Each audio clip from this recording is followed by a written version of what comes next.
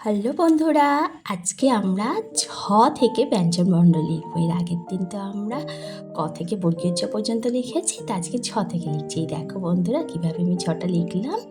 এবারে আমি কি লিখব? এবারে আমি লিখছি ইয়। তা বন্ধুরা, আমার চ্যানেলটি অতি অবশ্যই সাবস্ক্রাইব করো আর পাশে থেকো। হ্যাঁ, এটা লিখছি আমি ট। তারপরে আমি এটা লিখছি ঠ। তোমাদের ভালো লেগে থাকলে কিন্তু অতি অবশ্যই একটা লাইক করে দিও। এবারে লিখছি ড। দেখো ডটা কিভাবে লিখছি, তোমরাও কিন্তু বাড়িতে এইভাবে লিখবে। হ্যাঁ বন্ধুরা, এটা লিখলাম আমি ঢ। এবারে এটা আমি লিখছি কি মূর্ধন্য। দেখো এই মূর্ধন্য লেখা হয়ে গেল। এবারে লিখছি ত।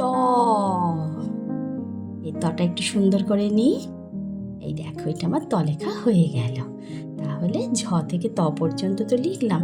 চলো তাহলে এবার একবার পড়ে নিই। প্রথমে দেখো কি লিখেছি। প্রথমে আমি লিখেছি এটা কি, প্রথমে একটা লেখা ঝ, ইয়, ট, ঠ, ড, ঢ, মূর্ধন্য ত।